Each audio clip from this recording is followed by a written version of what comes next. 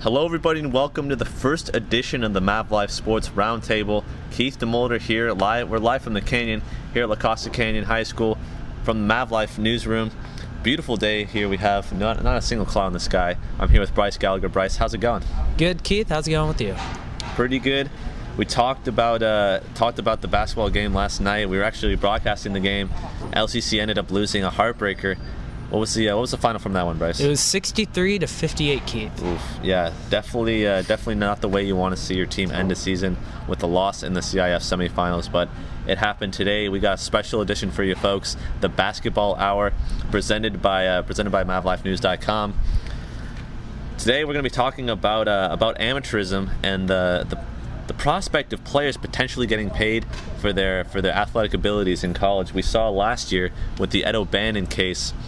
Ed O'Bannon, a previous UCLA basketball player, suing the NCAA for using his likeness in things such as NCAA basketball, the video game. Bryce, what is your take on this whole pay-to-play type scheme that has been talked about? Keith, not only is it with like video games and all that kind of stuff, but it also sort of revolves around like fantasy sports. Like there are college fantasy sports leagues out there, but they don't get paid for other people using their names and their skills to get money. So I feel like they should get paid if people use their names. And there's also the NCAA rule, like if you're playing a college sports, like have you noticed that in college video games they never have their actual names, they always change their names around. So there's also that. So pretty much what they're doing is not only illegal, but if they make this legal, then it's not like illegal, but it's like NCAA illegal. Yeah, it makes sense. You got to think about too, though, these players are getting scholarships for their athletic abilities with their athletic scholarships and earning stipends in order to pay for their livelihoods. Do you think that people who have the argument that they do get scholarships, do you think that they have a point as well? I don't really know, Keith, because you're getting paid to go to school and you're getting paid to play there, and without getting paid there right then you're not really, when you're getting paid for all those basic necessities with school, and then you're playing a sport for free, and so when all that combined, it doesn't really feel like they should get money. But then there's also the fact that people using their names and stuff, and like you have to pay, like in not professional or in like even professional sports and like celebrities and stuff, you want to use their name in like anything, you always have to pay them. So I feel like it should be the same for college players, but since they're already getting paid to go to school and for sports and stuff, I just feel, I don't know, I'm kind of divided on this. Makes sense. Yeah, we actually wrote a piece about this last year. My old editor, Jackson Coward, he writes for the Daily Tar Heel. Check him out. But yeah, we talked with Eric Magnuson, former LCC alum, and he said a great quote.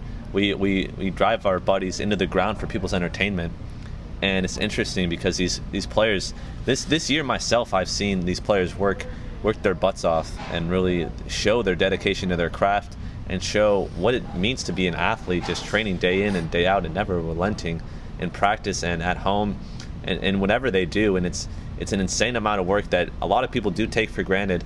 You as a basketball player, you definitely know how hard training can be and how hard you guys work, and how the stuff outside of the court, not in the public's view, kind of gets taken for granted, when you think. Yeah, a lot. People they come to the games and they just see us playing, and I was actually thinking about this last night in the game. It's honestly no different from the days back, long ago with like the gladiators and stuff. People would literally slaughter each other for people's amusement. And now, of course, it's toned down a little bit, but we're working our butts off just for a chance for us to get noticed by colleges, but then the people come in and it's for their amusement. So, I'm happy that we get to make them happy, but at the same time, I don't know, we worked really hard for this. And makes sense. Yeah, it's definitely easy how players can get taken advantage of. there's not really much you can do against prestigious schools such as Texas, Baylor, all those big athletic programs. We talked about it last year, though, about the prospect of players getting paid, and at this point in time, there just purely isn't enough money to pay everybody their fair share. You talk about women's sports. Most incur a deficit because women's sports are not as popular as men's sports, even though they offer virtually the same level of competition. And it's insane to think about the fact that college players sometimes go to bed hungry. You talked about Shabazz Napier last year, saying how his stipends from his athletic scholarship aren't enough to even keep food on the table because he's got to pay rent and other basic necessities.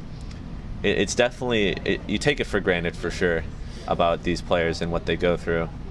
But at this point in time, it seems like the amateurism debate has really swelled down. But it's definitely going to be present as big media contracts get signed. ESPN, TNT, all these big networks are showcasing these athletes on the big screen and making ad revenue and profit off that. And you got to wonder, whether that is okay or not. And us as the media, we rely on the players for a lot, because without the players, we don't have jobs. We don't have anything to write about, and it's an insane prospect to think about. Yeah.